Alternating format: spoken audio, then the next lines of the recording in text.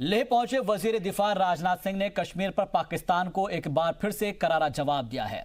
राजनाथ सिंह ने अपने खिताब के दौरान कश्मीर मामले पर पाकिस्तान को दो टूक जवाब दिया है और उन्होंने कहा है कि पाकिस्तान से मैं पूछना चाहता हूं कि आखिर कश्मीर कब पाकिस्तान का था जो कि उसको लेकर रोते रहते हो। कश्मीर कब पाकिस्तान का हो गया कि आप कश्मीर को लेकर बराबर रोते रहते हो। अलग रियासत बनाए जाने के बाद पहली मर्तबा लद्दाख पहुंचे वजीर दिफा राजनाथ सिंह के तेवर पाकिस्तानी हुक्मरान और पाक आर्मी के होश उड़ाने के लिए काफी थे। इफ्तिताही जलसे में काफी तादाद में मकामी लोगों के साथ ही जवान भी मौजूद रहे। राजनाथ सिंह ने इस दौरान किसानों, जवानों और साइंस के शोबे में बेहतरीन काम करने वाले लोगों को खिताब किया। राजनाथ सिंह ने कश्मीर पर पाकिस्तान के रुख पर जबरदस्त हमला किया है। उन्होंने पूछा कि कश्मीर पाकिस्तान का कब था जो इसे लेकर रोते रहता है। कश्मीर कब पाकिस्तान का हो गया कि आप कश्मीर को लेकर बराबर रोते रहते हो। कश्मीर कब पाकिस्तान का था। अरे भाई, पहले तो जो आज पाकिस्तान बना है वो तो भारत का ही हिस्सा था। किस बात को लेकर आपको आपत्ति है? क्यों अनावश्यक रोते हैं? आप पाकिस्तान बन गया तो हम आपके वजूद का सम्मान करते हैं। इसका मतलब यह नहीं है कि जो मन में आए वो आप बोलते रहें और जानबूझकर बड़े प्लान्ड वे में कश्मीर के सवाल पर बराबर बयानबाजी करते रहें। दुनिया का कोई देश इसकी इजाजत आपको नहीं देगा। राजनाथ सिंह ने साफ कहा कि कश्मीर पर पाकिस्तान को बोलने का मतलब है ही नहीं, जबकि पाकिस्तान ने पीओके, गिलगिट, बाल्टिस्तान पर गैर कानूनी कब्जा किया हुआ है। पाकिस्तान के वजूद पर सवाल उठाते हुए वजीर दिफा ने कहा कि पाकिस्तान भी भारत से निकलकर बना है। जो आज पाकिस्तान बना है वो तो भारत का ही हिस्सा था। कि पहले से ये बात तय थी, कश्मीर हमारा है, इसमें कहीं किसी को कोई संदेह नहीं था। बातें कश्मीर को लेकर पाकिस्तान के द्वारा की जाती हैं। हाँ, गिलगिट बाल्टिस्तान, पीओके, पाकिस्तान, यह सब तो जहां तक है वो सब भारत के ही हिस्से हैं। 94 में हमारी पार्लियामेंट में एक रेजोल्यूशन भी किया है इसके बारे में। वजीर दिफा लेह में 26वें किसान जवान विज्ञान मेले का इफ्तिताह करने पहुंचे थे, लेकिन यहां से जो धमाका वजीर दिफा ने किया वो पाकिस्तान में कई दिनों तक सुनाई देता रहेगा। ब्यूरो रिपोर्ट, जी सलाम।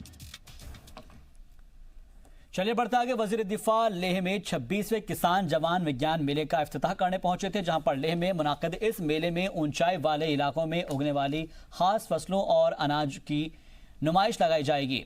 मेले के जरिए लद्दाख के मकामी लोगों को खेती से जुड़ी हुई नई तकनीक साझा की जाएगी ताकि वे इनका इस्तेमाल कर प्रोडक्शन बढ़ा सके और साथ ही किसानों की जिंदगी आसान हो सके।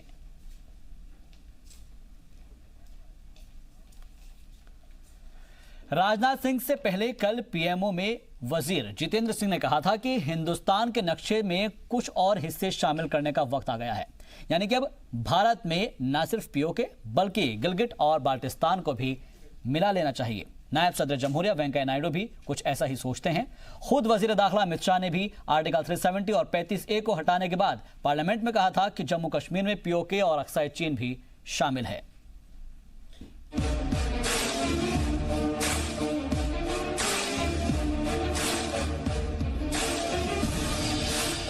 आज हिंदुस्तान का नक्शा ऐसा है जिसमें हिंदुस्तान गिलगिट, बाल्टिस्तान और पीओके को भारत का हिस्सा मानता है। मरकजी वजीर जितेंद्र सिंह ने भी कहा, हम अपनी सरहदों के बारे में बात करते हैं जो हमारी हैं ही नहीं, हमारी सरहदें उनसे कहीं ज्यादा है। जब हिंदुस्तानी नक्शे को दोबारा खींचा जाए तो हमें इसमें केवल पीओके ही नहीं बल्कि गिलगिट, बाल्टिस्तान को भी शामिल करना चाहिए। जितेंद्र सिंह के बयान का साफ मतलब है कि सिर्फ पीओके ही नहीं बल्कि गिलगिट, बाल्टिस्तान भी हिंदुस्तान का ही है। यानी जितेंद्र सिंह के मुताबिक नए हिंदुस्तान का नक्शा ऐसा होना चाहिए जिसमें पीओके के साथ साथ गिलगिट, बाल्टिस्तान भी शामिल हो। नायब सदर जमहूरिया वेंकैया नायडू ने पाकिस्तान को सख्त अल्फाज में इंतबाह दिया है। वार्निंग ये है कि पीओके को पाकिस्तान जल्द से जल्द हिंदुस्तान को वापस करे। Kashmir is an integral part of India. There is something remains to be discussed. I do agree. The remaining thing to discuss is about with our neighbor is hand over the remaining part of Kashmir to us. That is POK.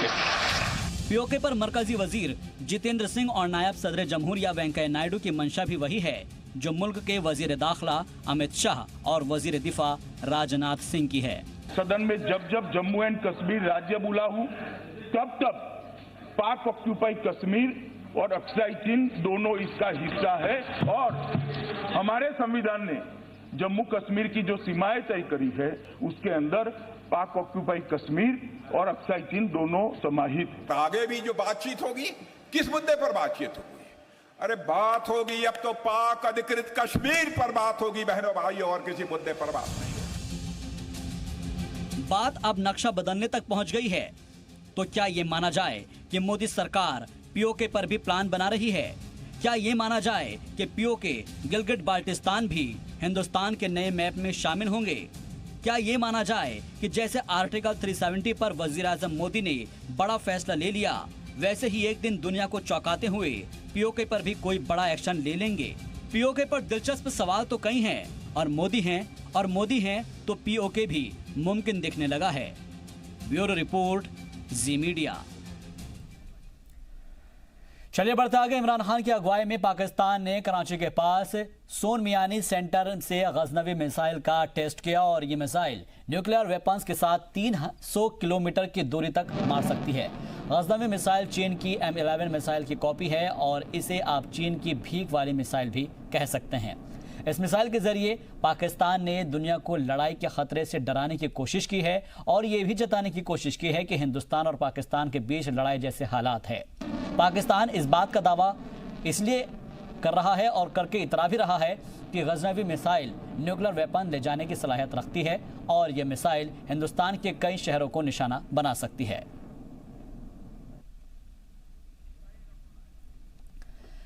तो इन तस्वीरों में आप देख सकते हैं Ghaznavi missile को, जहां पर पाकिस्तान ये दिखाने की कोशिश कर रहा है कि वो उसका इरादा क्या है, लेकिन पाकिस्तान ने जिस तरीके से गजनवी मिसाइल का परीक्षण किया है, टेस्ट किया है, उसको देखकर अंदाजा लगाया जा सकता है कि वो कितना डरा हुआ है अंदर से और बौखलाया हुआ है। और ये मैसेज देने की वो कोशिश दरअसल कर रहा है कि आने वाले वक्त में वो तैयार है, लेकिन उसका डर इसी बात से झलकता है कि जो मिसाइल लॉन्च की गई है या फिर कहें कि उसका टेस्ट किया गया है वो सिर्फ एक कॉपी है चाइना की, या यूं कहें कि एक भीख वाली जो भीख होती है वो चाइना की जानिब से उसको मिली हुई है। तो कुल मिलाकर पाकिस्तान का डर नज़र इसमें आ रहा है, जहां पर इस मिसाइल के ज़रिए वो ये दिखाने की कोशिश कर रहा है कि हालात कशीदा है। वो जंग की तैयारी दिखाने की कोशिश कर रहा है, लेकिन अपने मंसूबों में जिस तरीके से हमेशा ही नाकामयाब हुआ है, इस मर्तबा भी उसको मुंह की खानी पड़ेगी, क्योंकि कराची के पास सोन मियानी सेंटर से गजनवी मिसाइल का ये टेस्ट किया गया है। ये मिसाइल न्यूक्लियर वेपन्स के साथ 300 किलोमीटर की दूरी तक मार सकती है। गजनवी मिसाइल चीन की M11 मिसाइल की कॉपी है। अब आप अंदाज़ा लगाइएगा कि जिस मुल्क के पास इतनी सलाहियत ना हो कि वो इस तरह के मिसाइल बना सके, वो चाइना की कॉपी कर रहा है और बावजूद उसके हिंदुस्तान को गिदड़ भपकी दे रहा है और कह रहा है कि आगे आने वाले वक्त में डर कर रहे, संभल कर रहे। लेकिन हिंदुस्तान की जो फ़ौज है उसका मुकाबला करने के लिए किसी के पास इतनी ताकत नहीं है, ख़ासतौर पर पाकिस्तान के पास, कि वो हिंदुस्तान का और उसकी फ़ौज का मुकाबला कर सके। दरअसल अब जिस मिसाइल को आप तस्वीरों में देख रहे हैं ये गजनवी मिसाइल है, जिसको चीन की M11 मिसाइल की कॉपी बताया जा रहा है और इसे आप चीन की भीख वाली मिसाइल भी कह सकते हैं। इस मिसाइल के जरिए पाकिस्तान ने दुनिया को लड़ाई के खतरे से डराने की कोशिश की है और ये जताने की कोशिश की है कि हिंदुस्तान और पाकिस्तान के बीच लड़ाई जैसे हालात है। पाकिस्तान इस बात का दावा करके इतरा रहा है कि गजनवी मिसाइल न्यूक्लियर वेपन ले जाने की सलाहियत रखता है। कैप्टन अनिल गौर हमारे साथ डिफेंस एक्सपर्ट जुड़ गए हैं। अनिल साहब, बहुत बहुत इस्तकबाल है आपका जी सलाम में। हम तस्वीरें दिखा रहे हैं अपने नाजरीन को और वहां पर हम देख सकते हैं कि पाकिस्तान ने कराची के पास सोनमियानी सेंटर से गजनवी मिसाइल का टेस्ट किया है। इस टेस्ट के जरिए क्या पैगाम देने की कोशिश कर रहा है पाकिस्तान? मेरे को तो, मैं आपको सच बताऊं, हंसी आ रही है पाकिस्तान के ऊपर जी, क्योंकि ये जो हिंदुस्तान की गवर्नमेंट ने जो आर्टिकल 370 और 35A जो अबॉर्गेट किया है जी, उसके बाद पाकिस्तान के अंदर ऐसी खलबली मची है, उनको ये समझ नहीं आ रहा कि वो क्या करें। बिल्कुल। अब बार बार आप देखिए, इमरान खान जी आते हैं टीवी के ऊपर, वो पता नहीं क्या क्या बोलते जाते हैं, उनको खुद नहीं पता क्या बोल रहे हैं। या उनके मंत्री आते हैं, वो कहते हैं देखो जी लड़ाई करेंगे। अरे भाई, पाकिस्तान एक ऐसा मुल्क है जिसने 4 जो लड़ाइयां हुई हैं उसे और उसी ने छेड़ी हैं। हिंदुस्तान ने कभी लड़ाई नहीं शुरू की। चाहे वो 47 का है, चाहे 65 है, 71 है या करगिल का है, उसमें पाकिस्तान को ऐसी मुक्की पड़ी है कि इसको समझ आना चाहिए कि हिंदुस्तान के साथ ये उल्टा ये वॉर मॉन्गरिंग कर रहा है, इसको कोई फायदा नहीं होने वाला। बिल्कुल। और अगर ये जो गजनवी मिसाइल इन्हें इसीलिए छोड़ी है, ये दिखाने के लिए हिंदुस्तान को कि जी मेरे पास मिसाइल है। अरे भाई, हिंदुस्तान के पास इतनी मिसाइलें हैं कि अगर वो कुछ छोड़ देंगे आप तो ये पाकिस्तान का पूरा नाम निशान मिट जाएगा। बिल्कुल। पाकिस्तान का एरिया कितना है, हिंदुस्तान फिर भी बच जाएगा पर पाकिस्तान ही बचेगा। तो ये जो चीजें हैं बेसिकली इनको इतनी बुखराहट हुई है, इनको समझ नहीं आ रहा क्योंकि लेकिन कैप्टन अनिल गौर, ये जो मिसाइल करके जो परीक्षण करके वो इतरा रहा है, इस मिसाइल को चीन की M11 मिसाइल की कॉपी कहा जा रहा है। यानी कि जिस मुल्क के पास इतनी सलाहियत ना हो कि वो इस तरह की मिसाइल बना सके, वो हिंदुस्तान की जानिब आंख उठाकर देख रहा है। देखिए, जो भी इनके पास मिसाइलें वगैरह ये आई है, सारी चीन की ही देन है, क्योंकि चीन का अपना एक एजेंडा है, क्योंकि वो चाइना पाकिस्तान इकोनॉमिक कॉरिडोर जो बना रहा है उसको वार्म वाटर पोर्ट की, ये सदियों से चाइना की तमन्ना थी कि उसको वार्म वाटर पोर्ट मिले, और वो उसने देखा कि पाकिस्तान के थ्रू ये मिल जाएगा, इसलिए चाइना ने ही इनको ये दिए मिसाइलें। दूसरी बात ये मैं ये बता रहा हूँ कि बेसिकली ये आर्टिकल 370 का जो डिसीजन हिंदुस्तान गवर्नमेंट ने लिया है, पाकिस्तान की गवर्नमेंट और पाकिस्तान की फौज अपने लोगों के आगे बिल्कुल नंगी हो गई है जी। और लोग इनको ये पूछ रहे हैं कि आपने इतनी देर आपने देखा कि बिलावल भुट्टो क्या कह रहे हैं इनको जी कि भाई पहले तो आप कहते थे कश्मीर बनेगा पाकिस्तान, अब आपको मुजफ्फराबाद बचाना मुश्किल हो रहा है। बिल्कुल। और हिना रबानी ने क्या कहा है इनको उसके ऊपर पार्लियामेंट के अंदर इनकी जी। तो ये जो चीजें दिखा रहे हैं ये सिर्फ अपने लोगों के लिए दिखा रहे हैं, हिंदुस्तान के लिए नहीं दिखा रहे हैं। और कैप्टन अली साहब, एक चीज और वाज़ेह करनी चाहिए कि राजनाथ सिंह ने सीधे तौर पर कह दिया है कि बात अगर होगी तो सिर्फ पीओके को लेकर होगी, क्योंकि पीओके भी हमारा ही है। तो इस बात को लेकर भी घबरा गया है। बिल्कुल, क्योंकि अब एजेंडा ही पीओके रह गया है। और इनको घबराहट इसलिए क्योंकि चाइना को भी घबराहट है, क्योंकि चाइना ने देखिए उधर से जो कुछ 5000 स्क्वायर किलोमीटर इसने पाकिस्तान ने सीड किया था शक्सन वैली का चाइना को, जहां से काराकोरम हाईवे चल रहा है। और पाकिस्तान का अपना जो है गिलगिट बल्तिस्तान और ये एरिया मुजफ्फराबाद मीरपुर का जो एरिया इन्होंने कब्जा करके रखा हुआ है 47 के बाद। हालांकि यूएन रेजोल्यूशन में जो यूएन रेजोल्यूशन का पहला क्लॉज है वो कहता है पाकिस्तान अग्रेसर है और पाकिस्तान को वेकेट करना चाहिए। इन्होंने आज तक वो किया नहीं और उसके बारे में बात नहीं करते ये। बिल्कुल। अब इनको डर ये है कि अब हिंदुस्तान जो है प्रोएक्टिव हो गया है और ये बातें जो है खुलकर सामने आनी है। और जब ये खुलकर सामने आएंगी, पाकिस्तान ऑक्यूपाइड कश्मीर के जो लोग हैं वो भी इतने दुखी हैं इनके से कहने की हद नहीं। आप देखें, आप ही के चैनल के थ्रू माध्यम से रोज दिखता है उधर किस हिसाब से फौज उनके ऊपर बर्बरता कर रही है, किस हिसाब से उनको उठा के अनजस्टिफाइड किलिंग्स कर रही है उनकी। तो ये सारी चीजें और कैप्टन अनिल साहब, एक चीज और मैं इसके अंदर ऐड करना चाहूंगा कि जिस तरीके से कहा जा रहा है कि पाकिस्तान लगातार ये कोशिश कर रहा है, धमकियां दे रहा है, उनके जो वजीर रेल है वो गिदड़ भपके देते हैं और परमाणु ताकत का अपना अंदाजा की बात करते हैं, लेकिन उनको ये चीज भी होनी चाहिए, ये सलाहियत होनी चाहिए कि हिंदुस्तानी फौज ने 4 बार उनको मुंह की खिलाई है। ये वो गुमान में है कि वो किस तरीके से हिंदुस्तान से बदला लेने की बात कर रहे हैं या फिर हिंदुस्तान पर चढ़ाई की बात कर रहे हैं, क्योंकि हमारी फौज ने हमेशा मुंहतोड़ जवाब दिया है। और अब आने वाले वक्त के अंदर भी हमारे पास जिस तरीके से राफेल आने वाला है, उसके बाद से तो सबसे ज्यादा ताकतवर मुल्क बन जाएगा। बिल्कुल। देखिए, सबसे बड़ी बात यह है शाहबाज जी, इन लोगों ने ये पाकिस्तान वो मुल्क है मैं बताऊं जो अपने जो इनके सिपाही थे, जो इनके फौजी थे, जो करगिल युद्ध में मारे गए, इन्होंने उनकी बॉडीज लेने से इनकार कर दिया। ये वो मुल्क है, इतना झूठा मुल्क है, इतने झूठ बोलने वाला मुल्क है। कहते हैं हम इस्लाम है, ये इस्लामी थोड़ा है ये तो पता नहीं कौन से मकार कौम के लोग हैं। और जो आदमी, जो फौज, अपने जो लोग हैं, जो फौजी जो मरते हैं युद्ध के अंदर, उनकी बॉडीज लेने से इनकार कर दिया इन्होंने जी। उनके जो घर वाले हैं उनको नहीं बताया कि वो कहाँ है। उनको 4 साल के बाद पता लगा कि जी हमारा जो शौहर है, हमारा बाप है, हमारा जो भाई है, वो वहाँ शहीद हो गया है उस करगिल में।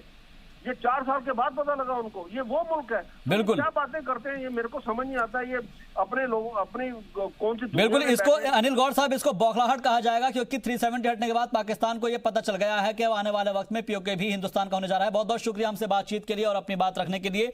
लेकिन अपने नाज़रीन को एक मरतबा फिर से बता दें कि जिस पाकिस्तान की इकोनॉमी डाउन हो चुकी है, जिस पाकिस्तान की इकोनॉमी गधों के भरोसे चल रही है, जिस पाकिस्तान की फौज का बजट कम कर दिया गया है, वो हिंदुस्तान का मुकाबला करने की बात कह रहा है, हिंदुस्तान से लड़ाई लड़ने की बात कह रहा है, हिंदुस्तान को गिद्दड़ भभकी दे रहा है।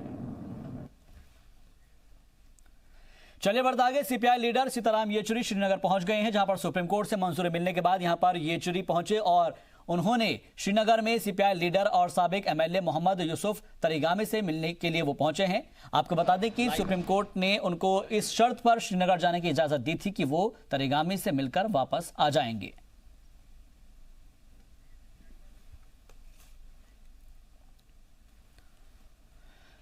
जम्मू कश्मीर से 5 अगस्त को आर्टिकल 370 और 35A को हटाए जाने के बाद से ही कुछ बंदिशें और पाबंदियां आयद की गई थी, लेकिन पुंछ में भी मोबाइल कॉलिंग और मोबाइल इंटरनेट खिदमात को बंद कर दिया गया था। जिले में अब हालात बेहतर होने के बाद इंतजामिया ने 23वें दिन रात 11 बजे के करीब BSNL की मोबाइल कॉलिंग की सहूलियात को बहाल कर दिया है। इससे इलाके के लोगों ने राहत की सांस ली है। गुज़िश्ता 23 दिनों से लोगों को परेशानी हो रही थी, उनका एक दूसरे से राब्ता कट गया था। जैसे ही मोबाइल खदमात बहाल हुई, लोगों ने एक दूसरे को फ़ोन करने का सिलसिला शुरू कर दिया। अब इंतजामिया ने मोबाइल खदमात को बहाल करने के बाद अब लोगों को बहुत बड़ी राहत दी है। लोग एक दूसरे से रब्ता कर पा रहे हैं और हाल चाल जान पा रहे हैं। वहीं लोगों का कहना है कि बाकी के मोबाइल नेटवर्क को भी जल्दी खोल देना चाहिए ताकि लोग सुकून से रह सके और अपने रिश्तेदार, दोस्तों, अहबाब से रब्ता कायम कर सके। उन्होंने कॉलिंग स्टार्ट कर दी है, लेकिन सर कॉलिंग से काम चलने वाला नहीं है। सबसे ज़रूरी है इंटरनेट। जब नेट सेवा बहाल की जाएगी तो उसी से ही काम चलने वाला, क्योंकि जितनी भी यूथ है ऑनलाइन फॉर्म भरने हैं, एग्ज़ाम फॉर्म भरने हैं, कोई भी वो हम भर नहीं पा रहे हैं। तो यही गुजारिश है गवर्नमेंट से कि वो नेट पे ज़्यादा ध्यान दे और नेट भी स्टार्ट कर देगा। रियासत में हालात मामूल पर लौट रहे हैं। उसी की ताज़ा सूरत हाल देखने को मिली है, जहां पर रियासत के मुख्तलिफ इलाकों समेत चिनाब वैली में भी मोबाइल खदमात बहाल हो गई है, जिसकी वजह से गुज़िश्ता 24 दिनों से परेशान लोगों को काफ़ी राहत मिली है। लोग अपने चाहने वालों और रिश्तेदारों से रब्ता कायम कर पा रहे हैं। तफसीलात के मुताबिक डोडा, भद्रवाह, किश्तवाड़ और रामबन में फ़ोन खदमात बहाल हो गई हैं, जबकि बनिहाल में मुसलसल 25वीं रोज़ भी पाबंदियाँ जारी रहें। लोगों को धीरे धीरे पाबंदियों में ढील दी जा रही है। इस दौरान तलबा ने गवर्नर इंतजामिया से अपील की है कि जल्द अज जल्द इंटरनेट खदमात भी बहाल कर दी जाएँ, क्योंकि जॉब फॉर्म और इम्तहानात के लिए अप्लाई करने में काफ़ी दुश्वारियाँ आ रही है।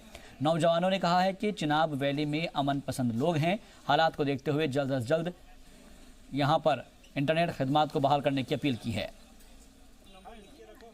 तो जैसे जैसे वक्त बीतता जा रहा है, ज़िंदगी मामूल पर आ रही है, पटरी पर लौट रही है, उसी हिसाब से पाबंदियाँ भी हटाई जा रही है। जो पाबंदियाँ आयद की गई थी अब उनको हटाया जा रहा है। और इसी सिमत में पहले टेलीफोन की जो लैंडलाइन है उसको ओपन किया गया था, उनको शुरू किया गया था। अब मोबाइल फ़ोन की सर्विसेज है उसको भी शुरू किया गया है।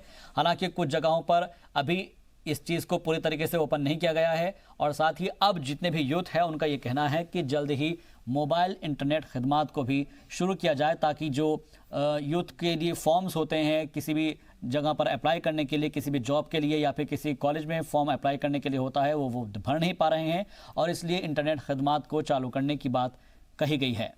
जी मीडिया नुमाइंदे राजा रहबर जमाल हमारे साथ मजीद बातचीत के लिए जुड़ गए हैं। राजा, आपसे समझना चाहेंगे कि कौन कौन से वो इलाके हैं जहां पर मोबाइल इंटरनेट खदमात शुरू कर दी गई हैं और बाकी की जगह पर कब तक ओपन हो पाएगी?